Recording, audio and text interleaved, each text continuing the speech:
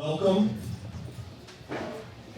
Oh wow, looking around this room, and I am about to start crying immediately. This is going to be a fun panel. And I say that because I see people from all walks of life, from different parts of my life personally. This is the river community coming together tonight, and so thank you all so much for making time out of your busy lives to share an evening with us and be together with the river community. My name is Michael Anderson. I work for the Mississippi River Network, the Outreach and Education Director. The network is we're one of the co-hosts tonight along with Great River Passage Conservancy, and I'll pass the mic to Katie in just a minute here. The network is a coalition of over 70 organizations, mostly nonprofits, up and down the entire Mississippi River. And quick pop quiz, where does the river start? What state does the river start in? Anyone brave enough to shout out? Yeah, Minnesota, that's right. I was going to say heaven. It starts in heavens and Eddie. I love it. Lachlan knows. Lachlan said Minnesota right away. Thank you, Lachlan. Next question. What is the end destination of the river, or what is the final state in which the Mississippi River flows through before it makes it into the Gulf of Mexico? Louisiana, that's right. So the network is made up of groups from Minnesota to Louisiana that care about the Mississippi. They care about the people, the land, the water, the wildlife, and we're uniting to make a difference. Tonight, Great River Passage Conservancy is a member, Friends of the Mississippi River is a member, Mississippi Park Connection's a member. I could probably keep going and just naming members. It's really an honor to do this work together. The network engages, it actually keeps going. The network engages a public supporter base of over 20,000 people up and down the river, across the watershed, and actually folks worldwide that want to find out ways in which they can make a difference, again, to care for the people, land, water, and wildlife of the Mississippi River. We call this supporter group River Citizens, and everyone that signed up for tonight's event, you have joined that community. It's free, of course. We want you here, and we will be sending out emails and different ways to stay engaged and stay involved. So I just wanted to welcome you on behalf of the Mississippi River Network to tonight's event. I'm going to take my hat off, my network hat off now, and come join the panel as a third paddler myself, and pass it over to Katie and Ivor.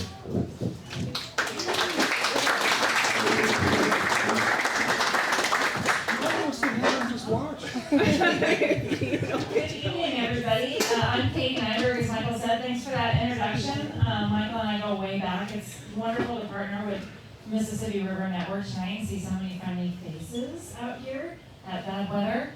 I'm delighted to be here. The Great River Passage, our whole purpose is to unite St. Paul's two greatest assets. It's people and the Mississippi River. So simple enough. So the opportunity to have an event like tonight where we get to celebrate not only the river, but the semi-crazy people who decide to paddle the whole thing, right? So, okay, 100% crazy people who are doing that. And I know there's a lot of other kindred spirits in the audience today. Just a couple of quick shout-outs. I wanted to acknowledge Great River Passage Conservancy's board chair, Peter Myers, who's over here. Peter is in the middle of an awesome film project he's doing. That's why there's cameras here about the river. And so thanks to Peter, we have the opportunity to have Eddy Harris in the United States for a little bit. And I also wanted to acknowledge another Great River Passage Conservancy board member, Tanya Bell. So thanks for being here. Appreciate it. Oh, cool, everything. And lastly, I also just want to acknowledge the Intercontinental Hotel for sponsoring tonight's event. So thank you for that. Let's see. I'm wondering if I don't think we need any other announcements before we just go ahead and get started. You can see here our friend Gretchen from the One Mississippi Project is handling everybody on Zoom. How many people do we have on Zoom? There's about 111. 111 people on Zoom. I just want to say, all of you from Headwaters to the Gulf or anywhere that you're watching this from, welcome. We'll have an opportunity for you to interact with the panelists as well. I get to have some of the first questions for the panelists, but we will get to a point in the evening where we can get sort of questions from both the people who are here at Badwater and online. So thanks very much. Eddy, would you like to come up and join? No? Okay. Oh, he's coming. You can bring her here. It's all right. All right. What I'm going to do is just give a very brief introduction of who our panelists are. As a start, if I did their whole bio, we'd be here all night and that'd be terribly boring for all of you. So first I just want to start with Eddy Harris. No. You're right next to me. That's the way it goes. It's weird if I didn't start with you. As many of you know, Eddy is an acclaimed author, lecturer, filmmaker. That's what it says on my website. It does. I got this right from your website. Okay.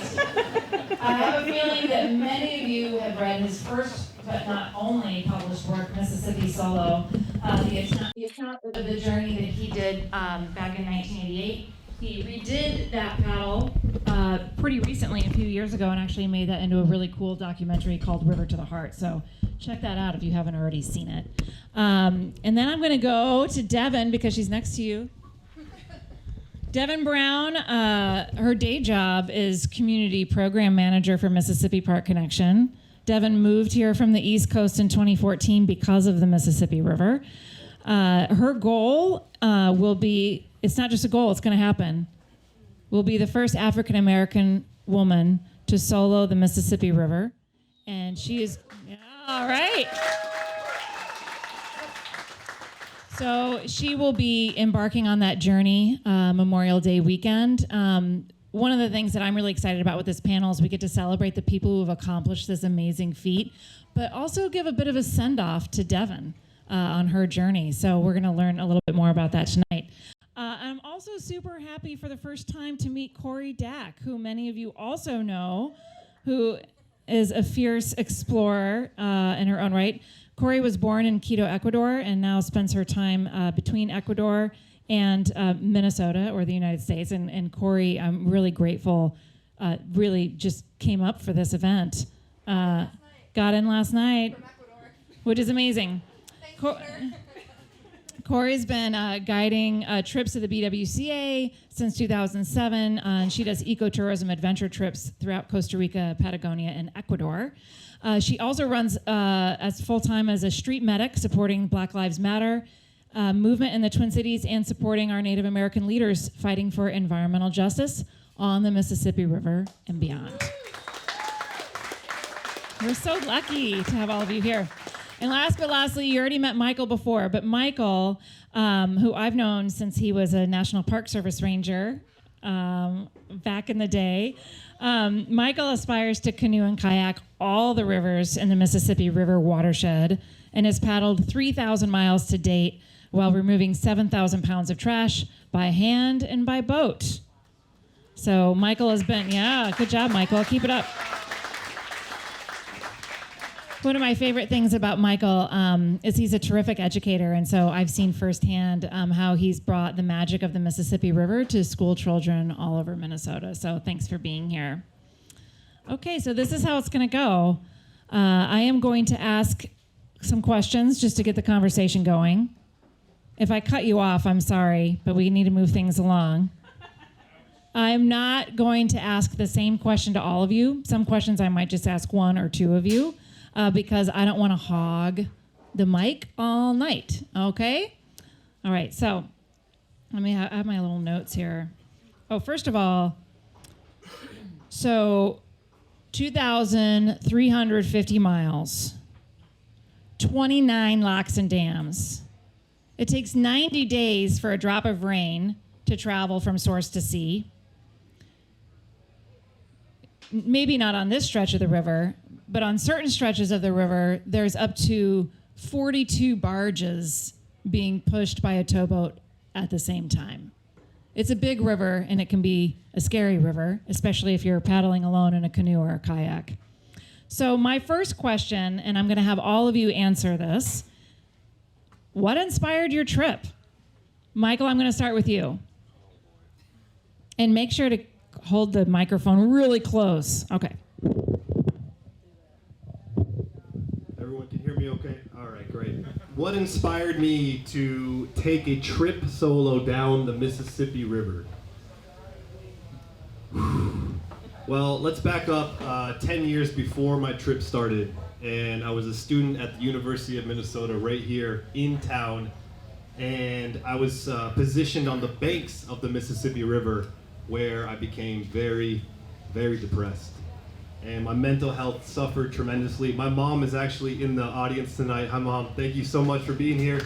And thanks for helping save my life, as the story will share, because my mom was there for me and brought me to the health services on campus, and I was introduced to this concept of mindfulness. They taught me yoga, meditation, breath work, all of these things, and that winter I stopped going to class. It was slide after slide of ecological devastation. I was an ecology major, very uplifting curriculum at that time for this major. It was not. It was very, very depressing. And so I started going down to the river. I started breathing at the river, practicing this yoga, this meditation, just noticing my surroundings. As the ice flows started breaking up on the river, the ice clings on the wall and the gorge started melting, my mood started lifting. The river saved my life. The river absolutely saved my life, and I have not left it since. And so really it just seemed like the next natural step 10 years later to paddle down, Katie. That is awesome. Cory, why don't we just go down the line? Do you mind going next? Hello, everyone. Hi to my dad on Zoom. If you had told me when I was in high school that I would go down the Mississippi River at all, let alone source to sea, I never would have believed you. I did not grow up outdoorsy at all. When I was in high school, I was really into theater and marching band, and I cared about boy bands and Broadway musicals a lot, and those are great things to care about, but I wasn't really plugged into outdoor recreation. My first time ever on a canoe trip ever, I was 24 years old, and I was going into the Boundary Waters to become a canoe guide. So I was very, very green. I had zero experience. Back in the 80s and 90s, there just weren't programs to help people from economic disadvantaged backgrounds get to the Boundary Waters to go camping. Now there's tons of scholarships, people talk about it, people care. There's this great program called Canoemobile that I've worked on for a number of years with Michael and with Meg and with Claire and Shalessa and many people in this room. And I wish there had been Canoemobile when I was a little girl, because Canoemobile exists to help people get outside in a canoe, maybe for the first time in their life. And I wish I had had that kind of support as a child. I grew up in a very, very white society. I'm a transracial adoptee from Ecuador, so that means I was adopted by white people, my family's all white. The communities I grew up in were Duluth and Hastings, white, white, white. And I think if I had seen an indigenous Latina, a woman of color, a fat-bodied person, an immigrant, all these things, these identities that I embody, if I had seen that, maybe I would have gotten the idea to go canoeing for the first time before the age of 24. But as it happens, that's when I first got in a canoe, and my first trip ever in the Boundary Waters to become a canoe guide, I cried every single day because I was like, this was a mistake. I'm in over my head. This is really scary. I'm like sleeping on the ground. I'm building a fire. We're pooping in a hole. Why did I think this would be fun? But there was also such great serenity and such great peace to be found on the shores of a lake or a river. And I'd never experienced anything quite like it. And even though I felt really out of place, I felt deep in my soul that I deserved to have a chance. Maybe I would just do it one summer and that would be it. You can do anything for one summer, right? but here I am 17 years later, still guiding. I just really believed that I was worthy of those experiences, even though I didn't grow up with money to do those things, even though I didn't see any other brown people, which was really hard on me. I still felt like I deserved a chance. And so I take that lens with me whenever I guide or if I want to go on an adventure. And I decided that if I had the honor and the privilege to go down the Mississippi River, I didn't just want to be a cool person doing a cool thing. Like, we all want to be cool and look cool and like, tell me I'm cool, I love it. But I wanted that to be not the only thing. I really felt I had a moral responsibility to try to bring healing to the world in some way. So I started thinking about the term decolonization. And to decolonize something means to think about the things that we think and the things we say and the things we do. And why do we say and do and think those things? And how are they informed by systems of oppression? And one of the ways we can heal from all those systems is by helping people get back in touch with the land and the water. We all know that nature is one of the greatest healers. I mean, listen to Michael's beautiful story that he just shared. And for me, making sure that anyone who has a hard time experiencing that healing in nature, trying to make sure that we are bridging those equity gaps so that everyone can heal and feel nature in that way. And representation is a huge way to start. So that's how I started my journey down the river. Thanks, Cory. That was beautiful. And I'm so glad you brought up Canoemobile, and there's a lot of folks here who have worked or continue to work at Wilderness Inquiry, which is a great organization that Cory also works for. So just want to give a little shout out to our friends at WI. Devin, you're next. It's so hard to follow Cory because you're such a great speaker, and I'm like, because the river's beautiful and I like it, but let's try and get there, so bear with me, so thank you.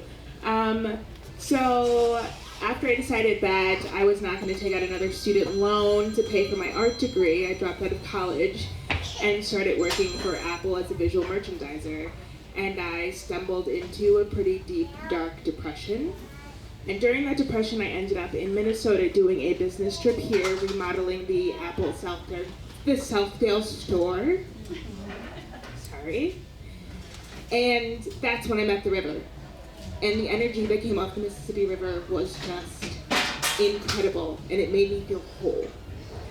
And so when I returned back to New Jersey, I said if I ever lose my mind, which I was damn near close to, I was gonna move to Minnesota, and I was gonna paddle the Mississippi River. And so I finally cashed out everything I had, hopped on a plane with 2 suitcases, slept on couches, figured my shit out, and a decade later, here I am embarking on this journey down the river.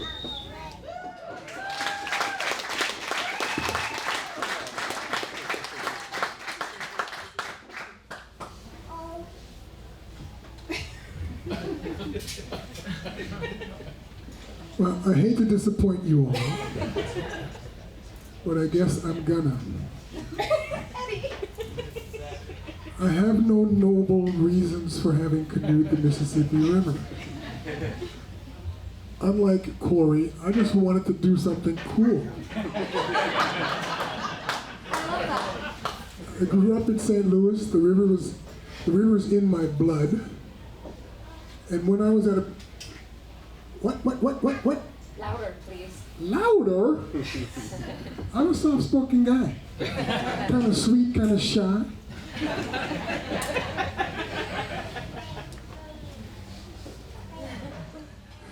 So I was in this, apparently the river saves people from dark places, because I wanted to be a writer, and I had written for a long time with no success. And at some point I decided I needed to do something, not necessarily canoe the Mississippi River, but something to change my life.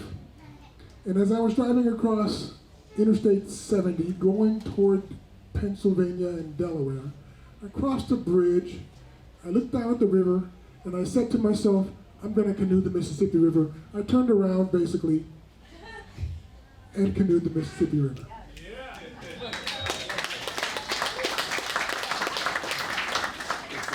That's great. What? Right. You know, T.S. Eliot's also from St. Louis, as I'm sure you All know. the cool people are from St. They Louis. are. And I love one of my favorite T.S. Eliot quotes about the rivers. He said, I think it is something to have grown up next to the Great River that is inexplainable to those who have not. Right? Which I thought was just really cool. And he wrote that probably 100 years ago now. So let's just go like a little lighter. You know, you talked about just turning around. Lighter than me? Right. Well, I wanted to ask you a little bit about Eddy. So it sounded like you just sort of had this idea and you turned your car around and decided to canoe the river. Did you train? Or did you just sort of, did people train for anything in 1988? Or did we just do it? 1985. Oh, 1985. I don't know if people trained then or if they train now, but I am not a planner. I had this idea on Tuesday. I left on Thursday. Did you really? Well, okay, a little more than just Tuesday, Thursday, because I didn't have a canoe, I didn't have a sleeping bag, I didn't have a tent. I had to borrow all of this stuff, but the minute I got everything, I left. Which explains why this idiot left in October.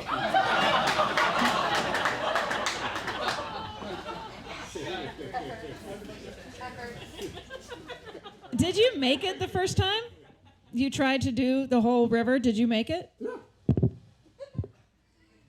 Okay, so just as, and I don't know the answer to this question, but I'm going to ask you, Devin, are you training? And what does your training regimen look like?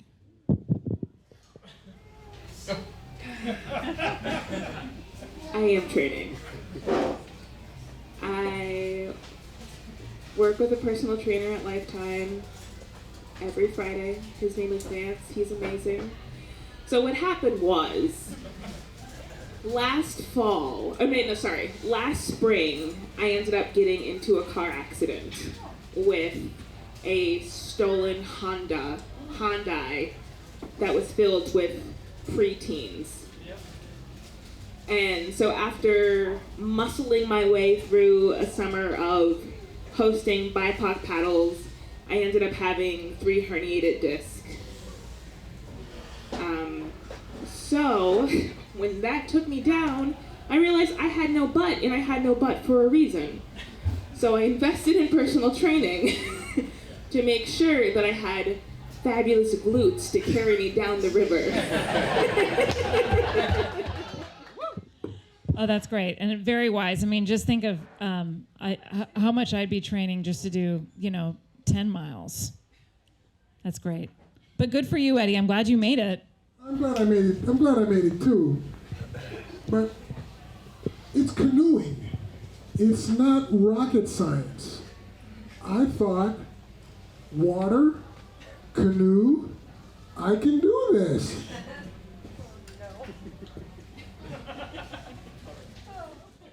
Okay, so Cory, I have a question for you. It's not training related. What were you most nervous about, and was that justified?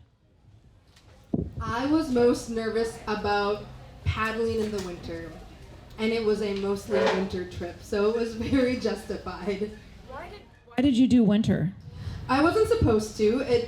Things often they don't turn out the way you originally planned.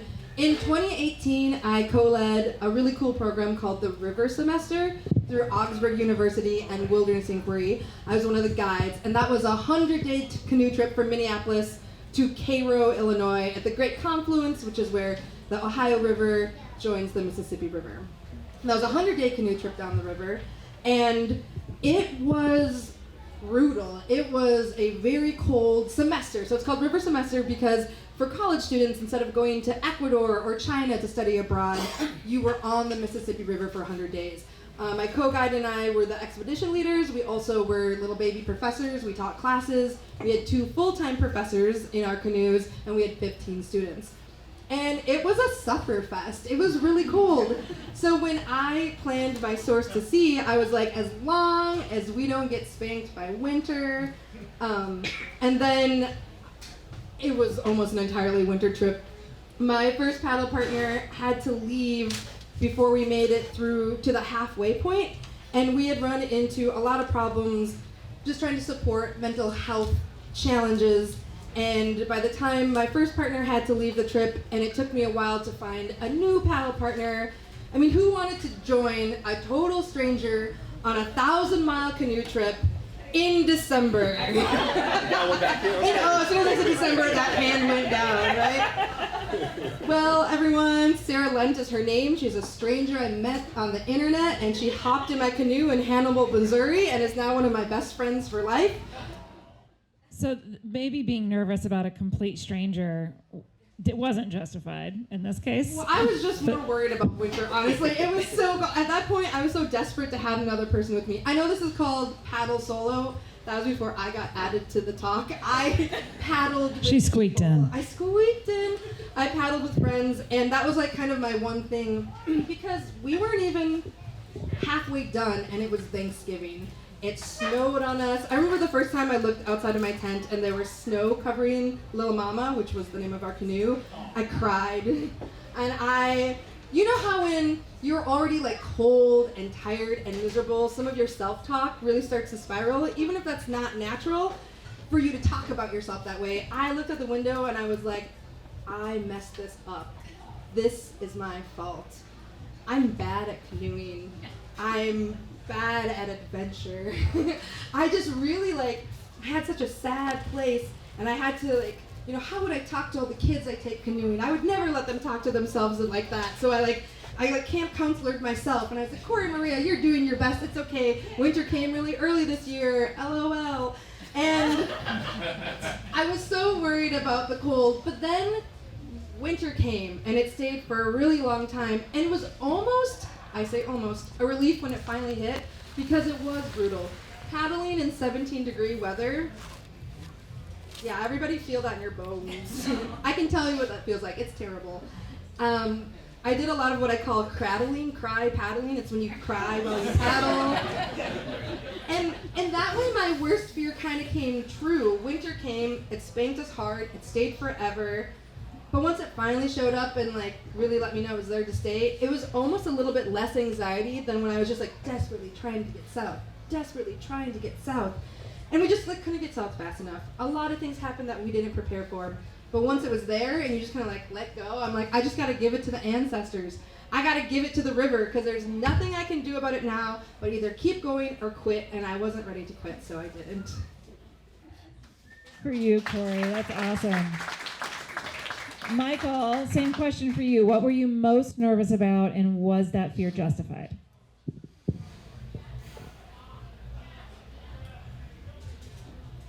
I was concerned about lock and dams. Katie, you mentioned this earlier of 29 lock and dams from Minneapolis to St. Louis.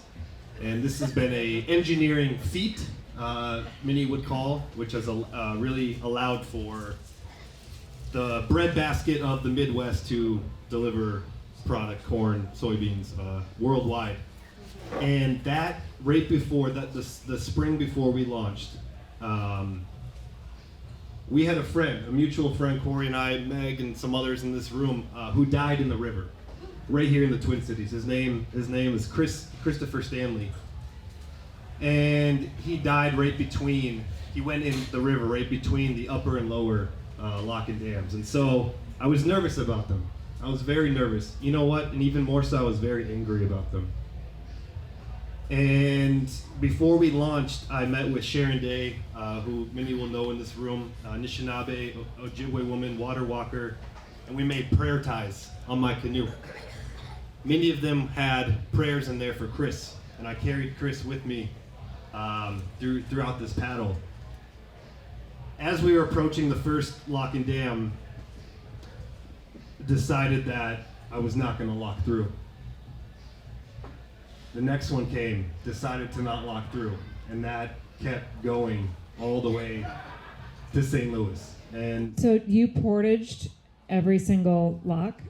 Katie, I portaged, I found drainage ditches, I carried my stuff stupid distances to Yeah, it was really tough. It was really, really tough. I don't recommend this. The locks are great, by the way. If you are through paddling, just use those chambers. It's pretty smooth. Not a big deal at all. But it was personal reasons. It was personal reasons, and it was a watershed moment for sure, reaching the confluence with the Missouri River, which is after the last lock and dam, when there's enough water in the system where there's always this 9-foot minimum navigational depth. So there doesn't need to be this industrial navigation system. And maybe it doesn't need to be in general, but that's a whole another topic that I am not really prepared to get into with this panel. I don't think we have the time. It's very complex, a complex issue. But that was something that very much made me nervous. Preparing for the trip. Thank you, Michael. That's great. Great story. I remember Scott too. That was, devastating. Eddy, I have a question for you. Well, first let me correct Michael. That final lock and dam is after the confluence with the Missouri River. It's on this little goofy canal that is just opposite St. Louis. It's below. So this, that you are right, depending on the vessel. With the canoe, and then coming around Mosentine Island, you were there. I don't. with the barges, I would. Yeah, you're absolutely right, Eddy. Thank you. Thank you for that.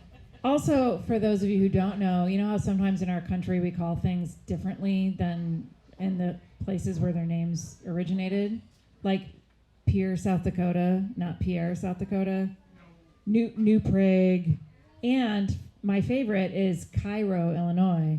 So when you hear Cairo, it looks like Cairo, or Cairo is actually looks like Cairo on a map. So Cairo is how you pronounce it. Cairo, Illinois. So New Madrid, yeah. El Dorado is how they say it, which as a Latina I find offensive. There could be a whole book just on this topic. Yeah. Okay, Eddy, question for you. Tell us about a memorable person you met along the way. Maybe it was a surprising encounter, maybe it was something that was scary or it moved you in some way. Do you have someone that comes to mind that you met? Yes.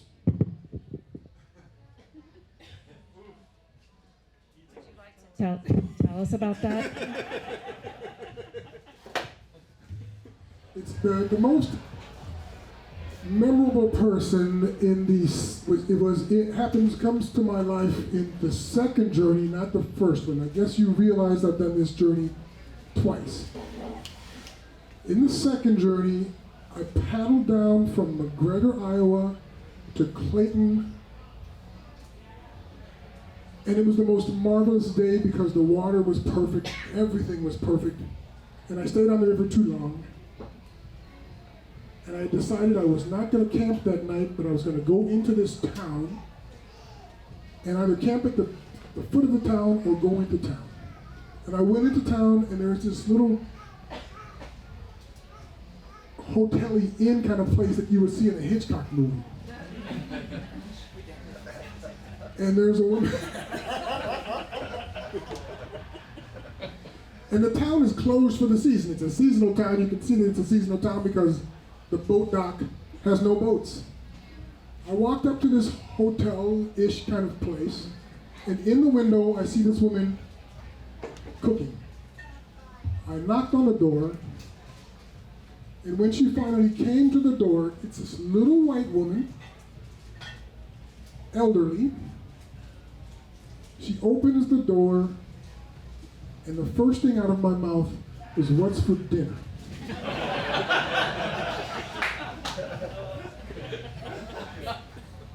This little white woman, elderly, looks at me as if she's expecting a big black man to come off the river every night. And she says to me, "I'm making soup."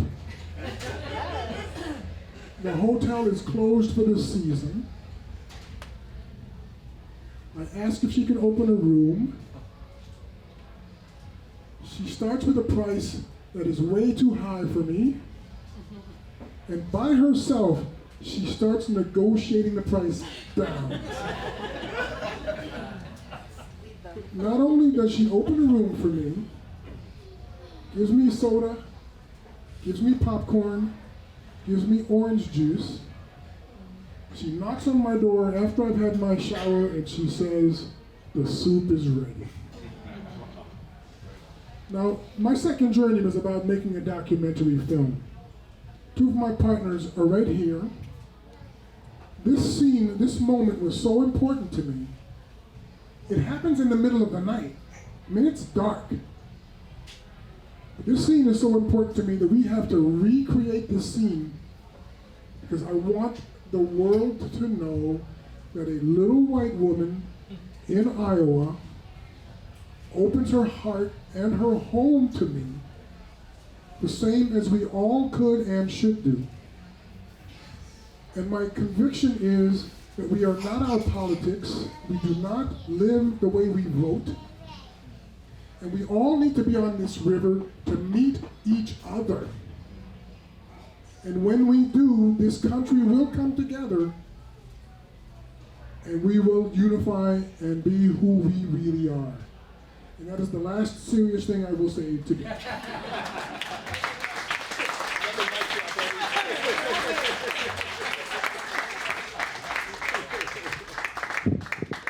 Okay, now some of these questions I'm asking not of Devin, but I hope they benefit Devin as she prepares for her trip.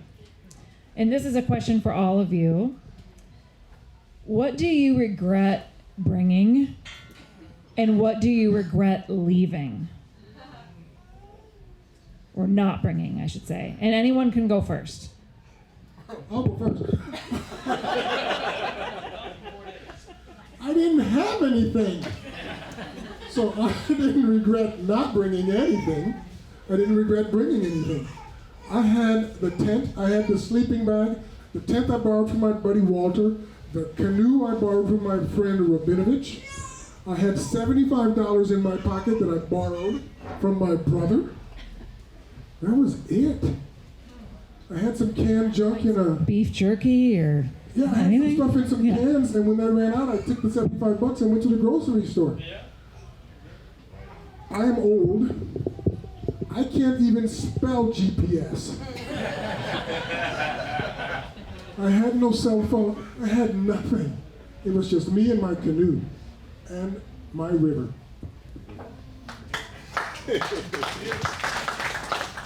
Okay, Cory, Michael. There's got to be something you were just dying for when you're, especially Cory, it's like December and you're starving and like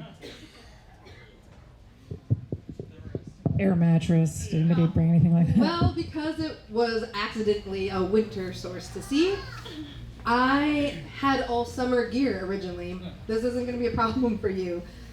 But my dear friend Emily is basically a professional winter camper, and she solo hiked the Ice Age Trail a couple years ago with her sled dog Diggins, and she's up in Alaska, Mushy and sled dogs, and she's one of my dearest friends. And Emily Ford is her last name. Devin's like, say her last name on air. Emily Ford and I became dear friends because of the Mississippi River, and I actually didn't meet her because we're both women of color from Duluth, of all places, doing stuff like that. I met her through like a friend of a friend of a friend of a friend, and I was like, oh my gosh, I feel like this person and I would be great friends. I think we have a lot of shared values, and I'd like to pick her brain about how she planned for her great long adventure, because I'm planning my own right now. And so I just slid into her DMs on Instagram, and then I knew her partner at the time, and I was like, hey Flo, tell Emily that I'm not just a creep on the internet, and that I'd love to talk to her. And Flo was like, you guys would be great friends, I want you to meet. So they helped facilitate that. And Emily was a huge supporter of my journey. She came to my launch, and when I had to change paddle partners, things were looking really bleak, things were looking really desperate. And I had gotten on social media and I said, I still feel like I want to continue this journey. It's really miserable, but something about me still weirdly feels good about continuing. But my one boundary was like, I wasn't going to do it alone. Like, it was brutal winter. I needed someone to like suffer with me. I think sometimes what we all need is someone to bear witness to our suffering. Whether that's a therapist or a best friend or a stranger you meet on the internet who gets in your canoe, Sarah Lent. And before Sarah came into my life, I had a bunch of people who said they might be able to join my journey, and then things fell apart, which makes sense. So I called Emily, who I called all the time from that trip, because when I went, we did have cell phones last year. And I was crying. I was like, you know what, Em, I think I have to call it. Like, nobody can come with me. The locks and dams were starting to shut down at that point. So it was also like go time. Like, Cory Maria, if you want to get through, at minimum, this section, you have to get through the locks and dams now. And nobody could go with me, so I was crying on the phone with Em. I was like, I think my ancestors are telling me, I think the river is telling me that I have to call it quit. And she said, what's it say? Keep the mic close to my mouth. And so I said, Emily, I think the river's telling me that I have to quit. And she said, not yet. And she bought a plane ticket and she came. I think it was Thanksgiving night. She flew down. She met me in the middle of nowhere, south of the Quad Cities, jumped in my boat, and she got me all the way to Hannibal, Missouri, where I met Sarah Lent. And she jumped in my boat and we went to the ocean.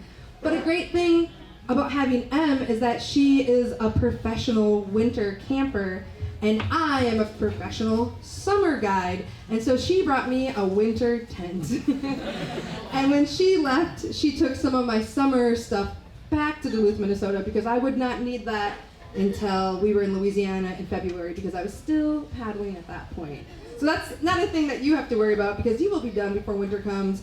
But I think the whole point is that leaning into community, asking for what you need from your friends, finding your resources. I was like, I'll teach you how to live on the river, you teach me how to winter camp. And we got to share with each other. We got to teach each other about our passions.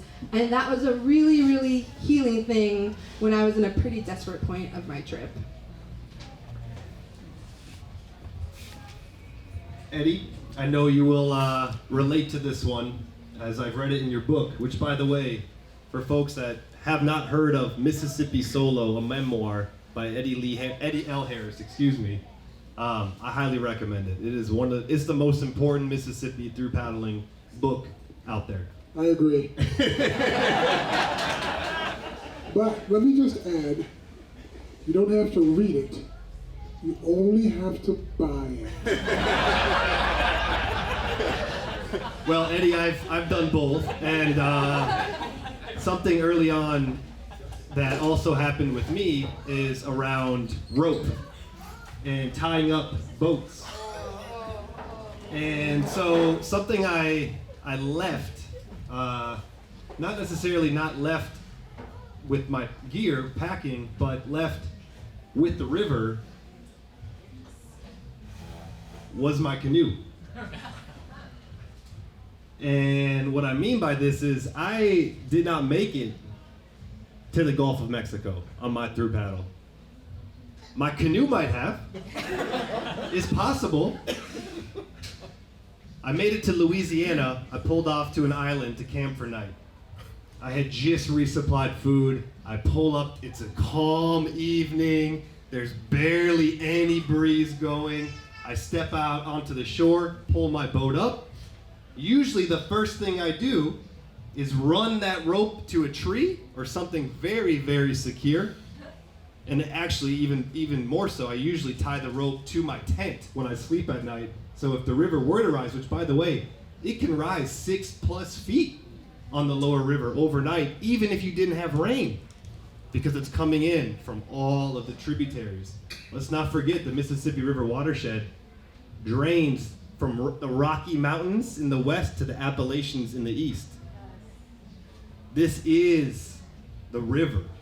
The lower river is the river. So I hopped out of the boat, and as my friends up here will know, I'm connected with eagles. I started walking these. I saw a bunch of eagle tracks immediately, and I started following them. They led me to this huge pile of driftwood. I started gathering. Perfect. I'm gonna have a big fire, cook up a delicious meal. I couldn't wait. After about 15 minutes of gathering, something pinged in my being, my body. I'm like, oh, something, what's going on? Pay attention, Michael, pay attention. I went back to where I thought my boat was, and it no longer was there. I looked out. On an island. I'm on the island. Yeah, I'm on the lower river. Again, the river down here. And I have no boat, but I do see it drifting into the channel. People, the lightest breeze, which by the way, let me tell you the boat I was in. It was called, it's made actually in town here by Urban Boat Builders. Shout out to Urban Boat Builders. They do tremendous work with youth. And it's the place I met my wife. And it was the boat I was paddling, I made with her. It's a skin-on frame canoe. It weighs, I don't know, 28 pounds, something like this. Very, very lightweight boat with half the gear already loaded out. A light breeze can coax that. Guess what else was on the boat? My VHF radio I carried, and there were some tugboats going by and tow captains. I'm like, I can't even communicate with you, because if I would, I'd say just wrangle that boat up and bring it on back. But that was also in the boat. So now I'm panicking, right? And I'm tracing the boat to the edge of the island, and there it goes. And I finally reached the edge of the island, and I didn't launch in October, and I didn't do a full winter paddle. I launched in September, and this was now December 1st, so still late into the year. I pumped up my breath. I had to go for it. I hit the water. Started going slower, and I literally felt my arms shutting down. I saw a buoy. I'm like, if I can get to that buoy, I'll grab on and maybe I can get to my boat. Were you wearing a life jacket? My life jacket, Scott, was on the canoe. So I said, Michael, you're gonna die. You need to let this go. You need to let this go. And you already know how special this boat was. I was carrying Chris with me. And my wife, right? Making it together, amongst many other things. We actually used these boats earlier that summer and cleaned up a bunch of trash on other rivers. A whole nother panel. And I was devastated. So Devin? Tie up. Tie up the boat, and maybe I'll elaborate on some closing that came with that story, but I'll pass it along. Well, because I know someone's gonna ask, like, how did you get rescued? Like, did you just You're right. I'm here today. Right? Yeah, you're here. Did you have to do like the SOS in the sand, like the people? The volleyball. Did you have like a Wilson? I was incredibly lucky, and this would have not played out when Eddy first went down in 1985. I happened to have my cell phone in my pocket. However, on the river, there's not a lot of cell coverage. And I was able to secure a bar, though, at one part of the island, and I called 911. And I said, hey, I don't really know who to call, but I'm stranded out here on the Mississippi River, and I was canoeing down, and my boat went on without me. There was a pause on the line. Sir, we don't respond to situations like that. I said, oh, okay, that's all right. Who should I call next? Please stand by, we'll get back to you. They had a southern accent, I'm not gonna attempt one. They said, stand by. About an hour later, I got a call from a U.S. Fish and Wildlife game warden who knows the river, right? Knows the area. And they said, oh, we got a report of a canoeist out here that lost. Is this you? I'm like, yes, very much so. Can you please rescue me? And they said, yep, stick tight. We'll be there soon. This is now dark. So at that point, I got a huge fire going so they could see me as they approached. And sure enough, about an hour, 2 hours later, I see spotlights coming up the river. And this is probably, I mean, this story it hurts. But one of my favorite parts of this story, the Fish and Wildlife Game Warden pulls up, jumps off the boat, and goes, "Is that you? Are you the one that's stranded?" And I look around the island, and I hadn't seen anyone on the river for days, maybe weeks. And I say, "Yes, sir, that is me. Thank you for coming." It's great. Okay, I've hogged them enough. Let's go. I think what we're going to do now is get a couple questions, assuming you have some, or comments from the audience. And then don't worry, friends online, we're going to take a couple questions from you in just a minute. So start thinking, and people online are supposed to maybe put something in the chat, and then our friend Gretchen will relay the message. Okay, so anybody here at Bad Weather? By the way, for those standing, we have some chairs a little up going. If you want to sit down, please feel free to come on up. All right. And really all of you, when you were going down the river, were you journaling or did you write afterwards? My journey was not about writing this. The book that I ended up writing came because the journey was so important to me, not part of the impetus to do this journey. So I did not I took a few notes just because to remember stuff, but I did not do a journal or do anything that made it look like I was going to write something later. I have the opposite answer. As a millennial, I updated social media every single day. But that was because a couple reasons. One, it was really therapeutic for me every night. Sometimes I would fall asleep at night in my tent with my phone on my face. But it was a great way. I'm a huge extrovert, and that includes like externally processing joy, trauma, anything. So updating Instagram and Facebook every day was a way for me to process that in real time, which was great for mental health. Two, I wanted my dad to see what I was up to. My dad's my favorite person in the whole wide world, and I wanted him back home in Duluth to be able to see what I was doing. I wanted to share that with him, as well as other friends and family. And three, I had such like a message and a mission when I went down the river that I wanted to showcase what it was like for a woman of color to go down the Mississippi River. And that included all the beautiful sunsets, and it included when people said racist and sexist things to me. I would get on my Instagram and I would cry when I needed to. I would swear when I was mad. I would show sunsets. I called Michael all the time. So like a technology difference there is that is how I journaled. I did it in a technological way. And we filmed a lot too. We're trying to make a movie of my journey, trying to apply for some grants if anybody knows of any grants out there. But so there's a lot of kind of video documentary. And Emily Ford had told me to, at night, if I had time, to just turn my voice notes app on my phone and just kind of talk to it. So I have the first couple months of me just like falling asleep talking to my phone, sort of just journaling that way as well. I'll be brief. I was long on the last question, and the reason I do want to share, first of all, yeah, you're right, it went on with the boat. But what went on was a audio recorder.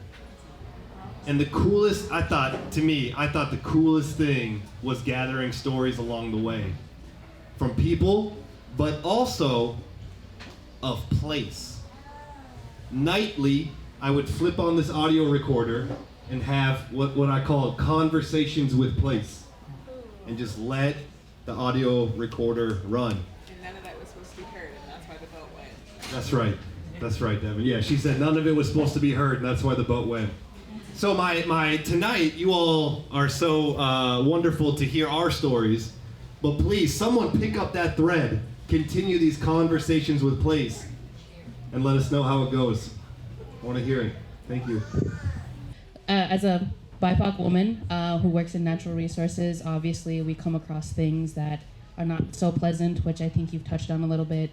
And I was just wondering, like when those moments happen, what kind of helps you get through it? I know you touched a little bit, Cory, but how do you move forward? And what do you do for the future? Like I'm one of my things in being natural resources is I want to have that representation for future generations, and how can I, like, knowing that these things happen to us, like how can I encourage the younger generations to like still go for it? It's like, oh yes, this is gonna happen, but this is how you can move through it, and this is how you can still be in those places and be present.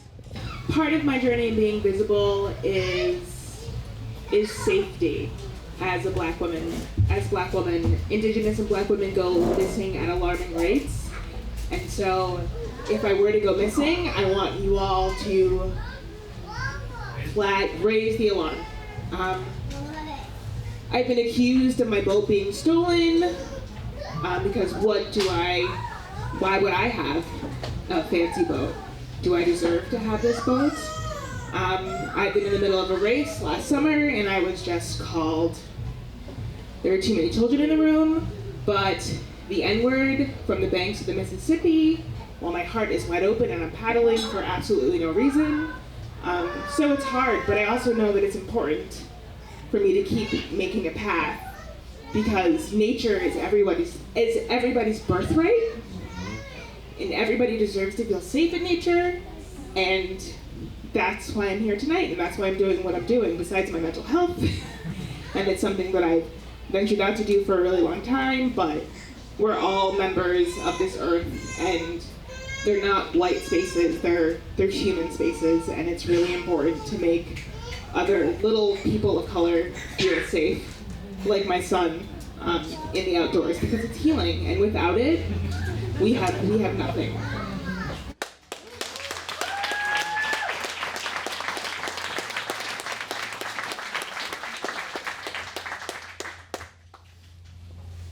I think that's such a great question, because we want to encourage specifically people of color to get outside, but we also want to be honest about the hard parts of that are specific to being brown. And so that was one of the reasons I updated social media every day. If someone said something messed up and racist to me, I talked about it on Instagram. And one time I had talked about how this old white man came up to us and said really racially problematic things to me and very misogynistic things to my paddle partner and I, who was a white woman. And I talked about it on Instagram. All I did was tell a story about a thing that happened. And I named him as a white man because that is who he was. And of course that informed why he talked to us that way. And a white woman that I have never met before slid into my DMs and she accused us of being man-haters. She said if we didn't start talking nicer about white people, they wouldn't help us anymore. She said that I was a very negative person and I was spreading a negative message. I knew that wasn't true. But it deeply upset me because she was also part of the River Angel Network and people had talked highly about this woman. So this was a woman I was supposed to trust. This was a woman I was going to ask for help eventually. And in that moment, I knew that she was not actually safe. Because if you get in a canoe and you only listen to the truths that white people tell you, and you don't listen to what people of color are also telling you, then you are picking and choosing. And that's not it. That is not being a good river angel, a good co-paddler, a good other human. And if a person of color tells you about racism that they have experienced, and your response is to defend white men, the concept, the vague concept of whiteness, you're all in for that, and all I did was talk about a thing that literally happened, then you really need to decolonize yourself. I'm looking to the camera in case she's watching. Do you remember me? You ended the message you sent me with a bunch of peace sign emojis and purple hearts. How dare you co-opt the color purple like that? I would lovingly like you to unpack why you said that, because it affected me, it affected other people of color, but I'm going to talk openly about it because it's a thing that could happen. And of course, the vast majority of people I met on the river were wonderful, and also almost all of them were white. So no one's out here saying all white people are terrible. Like, are you white people scared of me saying this? Raise your hand if I've like ruined your day. No. I'm so sorry. Okay, we can have a one-on-one later. when you talk about systemic violence, we just need to learn how to not take that personally, right? When someone's building a building and someone's like, hey, let's put in a ramp so people in wheelchairs can get in and out of this building equally, nobody's like, how dare you? I prefer the stairs. People don't take that personally when we talk about other areas of social justice, but whiteness is a thing, decolonization and racism is a thing that people take so personally that it doesn't let them unpack why they feel that way and how they can fight it. And so, to prepare your students and other youth, the only thing I can think of is just to be honest about all of it. I would be remiss to focus on that as the only thing I experienced. Gosh, I had an amazing time. So many wonderful people, so many amazing sunsets that brought me to tears. But my whole mission was to help other people of color feel comfortable doing this. How could I say that I was true to my mission if I didn't talk about the harder things? So just being honest about it is the only thing I can think of to do because it grounds you in truth, which always grounds you to water and to land. And then I'll follow that up with, I was blessed to have the opportunity yesterday to talk with Kathy Woolzer and Eddy. And this morning when I woke up to see that NPR had posted that article live on Facebook, to have the first thing that I looked at this morning, having people being like, why does it matter that you're black woman soloing? Or a whole mantra of things, or well then maybe we should have Asian and Latina and trans women. That sounds great. And I said, absolutely. Like, I hope this paddle inspires people of all different intersectionalities to embrace and feel safe in nature. And like that's the thing. It's to let everybody know that there's a lane for everybody out there.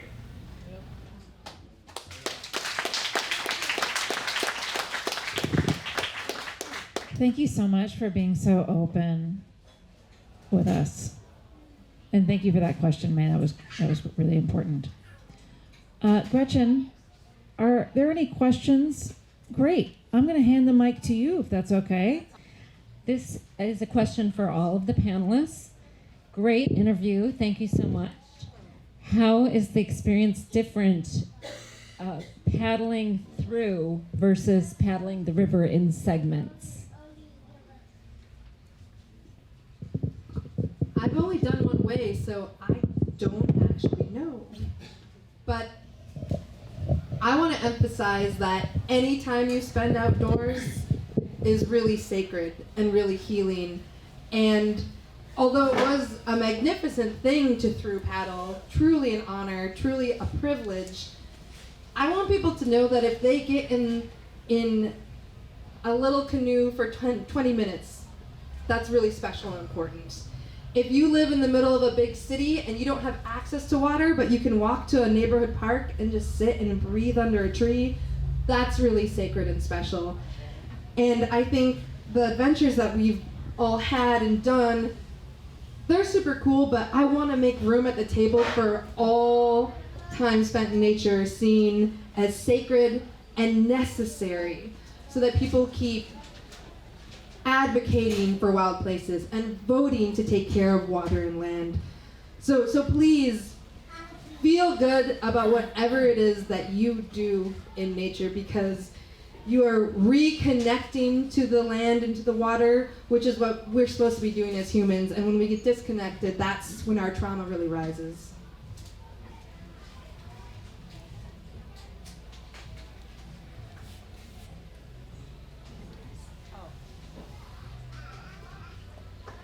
One question here, and then we'll go back to you. Okay. It's Meg. It's Meg's the best. We love her. Thank you all. This is so inspiring. It's emotional. It's like just incredible. For those of us in the room who Devin would like to live vicariously, how could we support your journey? What does that look like for us? Thank you for asking that question. Creating safe spaces for when I need to get off the river, really important. My ultimate goal for this trip is to have my mother and son in an RV alongside the road so that I get to check in I feel like that is going to be my biggest obstacle, is not seeing that beautiful face and having him smell my armpits, because that's what he does. And also to give my mother a peace of mind. When I was in college, I'm pretty sure she did not sleep for the 3 years that I was there. But renting in an RV, or if you have an RV to borrow or to loan, that would be really great to have them alongside the river with me. Because Camp America is quoting $16K without even considering gas or feeding them. Exactly, Caitlin, $16K, what? Yeah, that for sure. Also, I'm not sure how I'm choosing to record or document my journey. In my heart of hearts, I don't necessarily want to. I sort of just want to go with the flow, but I also know that it's really important to little black and brown girls and all girls to see someone doing something so incredible. So I also want to share that with people. So I'm in the in-betweens and sort of trying to figure it out. I also have a fear that, like, if I'm recording it, it'll all just get wiped away because, like, I've tried to wear a small recorder on my life jacket with me while I paddle, and I tell you, the river takes it every single time. Yeah. Like, I've lost 3. So it's really hard for me to think about investing in equipment when I know what my past is. Like, whatever happens on the river, I feel like she wants it to stay between the two of us, and I kind of gotta respect that. And I'm not gonna have my iPhone go, so I don't know if I'm gonna be recording. But I think you should follow your heart in that. Like, you don't need to document every day. And if that doesn't feel good to you, then just don't do it. You will get enough attention by all of us in this room helping uplift your journey. We're gonna help you get that message out to little black and brown and indigenous children. You gotta take care of your heart on this message, on this journey. So, like, if it doesn't feel good to update every day, please do not. Excuse me for being venal, but I don't know if you noticed that in Devin's response, she never mentioned the word money. She talked about 16K. She didn't say, I need money. Give her money. Give her your money. Give her your money. We're going to go back to Gretchen in a second. But just know, if you do want to contribute, at the check-in table, and there's some flyers, there is a QR code to Devin's GoFundMe. I know feel really good for everybody. Yes, Yes, thank you, Meg. Okay, And if you donate $500, minimum $500, you get your name on Devin's boat. Woo! Can someone testify? Natalie's got her name on that boat. You want to get your name on that boat. Okay, I don't want to ignore the Zoom anymore. Gretchen, what else we got? Okay. This person wrote, I've found some of the most profound experiences on the river involved meeting and interacting with people along the way. In your river journeys, what have you taken away as lifelong lessons and experiences involving people, whether good, bad, or ugly? I'm jumping in here. The river connects us all. And there's a man in our audience tonight. I call him Ranger Uncle Jeff. Quick story. I met Jeff actually before I paddled the Mississippi. Earlier that summer, I paddled the Namakagon and then the St. Croix together. That's where I met Jeff, who was a ranger there at the time, and we hit it off. So much so that as we made our way down that river, he came and met us at a camp. Brought some beers, I think, maybe some beer and pretzels. Thanks, Jeff. Hey. And that was cool, right? I could stop the story here, but this is actually the beginning. Into the fall, coming down the Mississippi now, trying to stay just ahead of winter, reached Memphis and felt like, all right, I made it. It's warm now. Came around the bend. The calendar was turning away. It's Thanksgiving time. Jeff was heading down to Florida, heading down to his next job in the Everglades. and we connected on the phone. Jeff met me next to a cotton field with gas station turkey sandwich, some chips, and maybe a pickle or something. Whatever it was he could grab. This is what I mean by the river connects us all. And once these relationships form, they don't go anywhere. And to uplift what Devin was sharing earlier about, the river is for everyone as well. And so that was a special relationship. And now he saw this event and drove in many, many hours to make it here tonight. So thank you.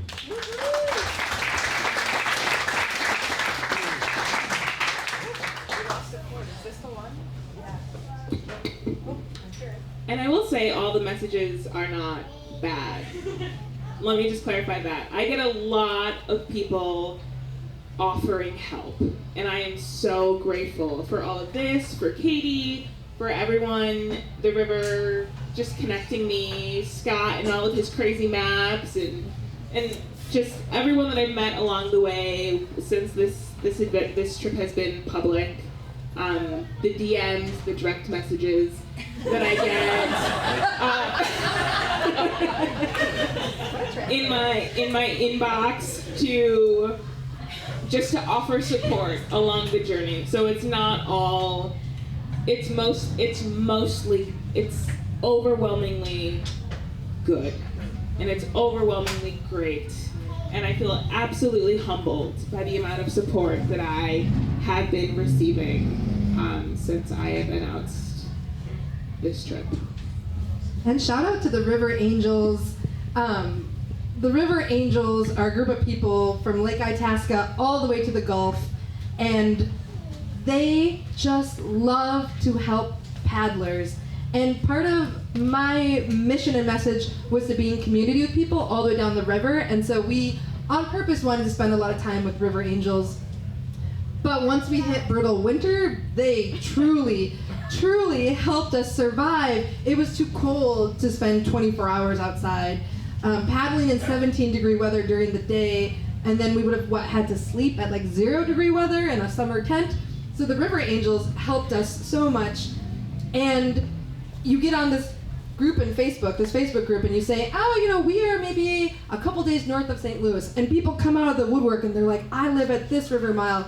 You can paddle up to my house, and if you want to spend the night, you can sleep in our guest room, and we'll do laundry for you and take you to the grocery store and get you drinkable water. And once you get down to the river, as Michael calls it, all parts of the river are so sacred and special.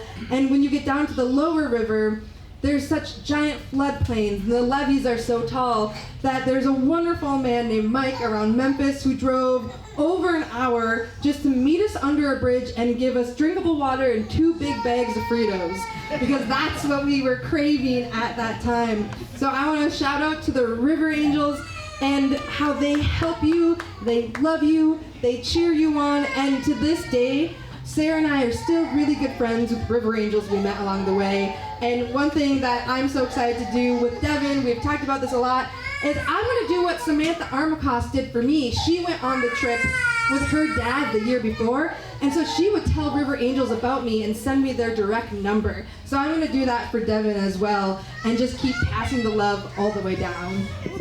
That's great. Thank you so much. So I think if there is one more question we can take, and then people can kind of hang around for a little while, but I think some people are running out of some patience. While we make our way to our question here, I just want to invite folks, please check over the outreach table when we're done with the panel. Give a big shout out to Scott Miller over here with the 2 paddles. Later this month, in June, Scott is hosting what's called the Mississippi River Paddle Weekend. There's flyers on there. June, what are the dates, Scott? Mostly the 9th. Mostly the 9th, which is a Sunday. This is in Champlin, Minnesota. I think this is the audience that should go to this event. Devin mentioned this earlier. It's an incredible event.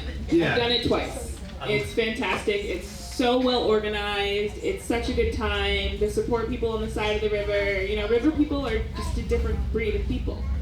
And if you need any real river equipment- people are, yes, a If different you breed need, of if people. you need any yes. equipment for And if you that, need any equipment for that, then you've got paddle bridge in the house right here. So if you need to rent a boat, you got that. But seriously, it's a wonderful, wonderful experience. Six different races, all skills welcome, all experience welcome.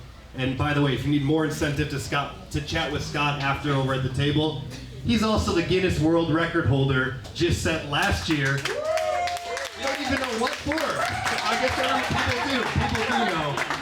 For the fastest time canoeing down the Mississippi River with the team. And Scott sent that last year. So Scott, can you just raise your hand so people can I was a big fan watching you guys on the river. I was cheering you on. That was amazing. And then you've also got paddle bridge in the room for guided tours in the Mississippi River. If you're not ready for that, you can sign up for guided tours with my people. Yeah, look them up. Get on the river with them. All right, back to our questions here. Thank you. Thank you. Just deeply inspired and appreciate all y'all. A question, you said something about conversations with place, right? And I've heard it kind of peppered out throughout your conversations, right? That intimacy with the conversations that y'all are having and the river in all of our bodies, right? Like Eddy, I think you said, like, river's been in me since I got here. So I'm just wondering what you would have to say about like reciprocity and the reciprocal relationship, right? You like rode that river all the way down and faced all of the mammal challenges and everything, but also like anything that you want to say about what you were asked or given in that relationship and like what you're bringing forward to keep doing, like what are we to do? I am Native South American, I'm Ecuadorian, indigenous, Otavaleña, and my elders here, the North American Native Americans, my cousins, have taught me that we're all cousins, we're all sisters, we're all part of Turtle Island. And so I took Palo Santo with me down the river, which is holy wood. It's what a lot of indigenous people from my part of the world burn, the way people will smudge up here with sage or sweetgrass. And then my aunties, my elders here, who are Dakota and Ojibwe, they taught my paddle partners and I to offer tobacco to the water every single morning. And every single morning for 134 days, it was actually much longer than that with all the unplanned pauses, but on river, 134 days, we started every morning by offering tobacco to the water, to Yaku is how you'd say it in my native language, in Quechua. We'd offer water to Yaku and Pachamama, Mother Nature, and our ancestors, and to the river herself. And we would ask for safe passage. We would ask to enter her waters. Because the Mississippi River is not this thing that you conquer. She is a living, breathing, wise, ancient being that you ask for safe passage and you hope that she grants it to you. And so every day, whether it was just me and one other person or me and a large group of people, and depending on the day, we would offer tobacco and ask for safe passage. My auntie Sandy from the St. Louis area, who is a Ojibwe, she taught us that practice. And then I met Jada Gray Eagle, who is a Dakota woman from this area. She works for the Sahan Journal. She does amazing work. Follow her on the socials.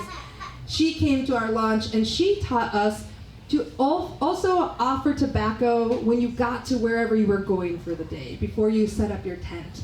Because she said her mother had taught her, you have to let your ancestors know that they did it. They helped you get there safely, that you made it. It's very relational that way. It's not just like asking your ancestors for a favor. It's like, hey, thank you, and please have a good night's rest as well, because you got me here, and how can I ask them to help me day after day after day if they're not sleeping well at night as well? So every day when we got back, we would offer tobacco to the water as well.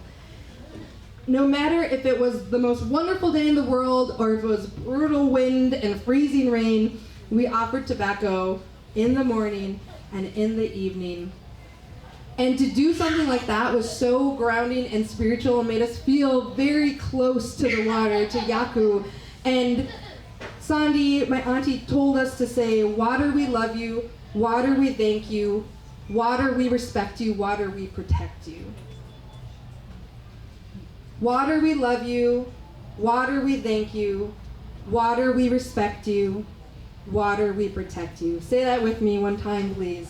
Water we love you, water we thank you, water we respect you, water we protect you.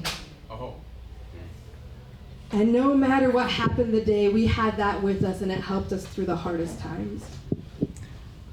Well, that was a beautiful answer, and I think what I'd like to do is bring the panel to a close by giving these wonderful people a huge round of applause. Oh, no, sorry. All right. Sorry. No more applause after this, I must though. also say that as the community program manager for Mississippi Park Connection, because I like to forget about myself and forgetting to ask for money, but on the table over there, we also have a thrilling and fully packed list of ways that you can connect with the Mississippi River this summer. We have worked tirelessly this winter to get that done. My biggest role, and I think my biggest calling from the Mississippi River, is to bring her souls. But that sounds really demonic.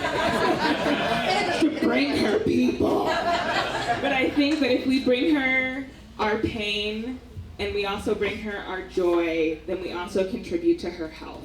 Yes.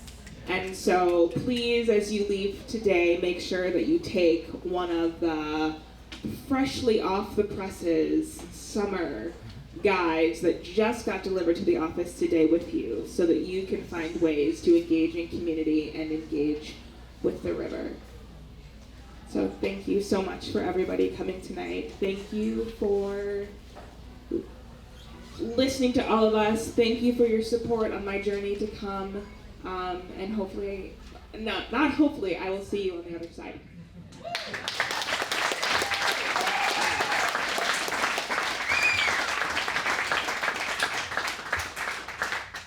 In closing, I want to share another way, this idea of reciprocity, and that is through our everyday actions, right? How we live, how we act. The main thing we learn from the river is generosity, and that we don't do things alone.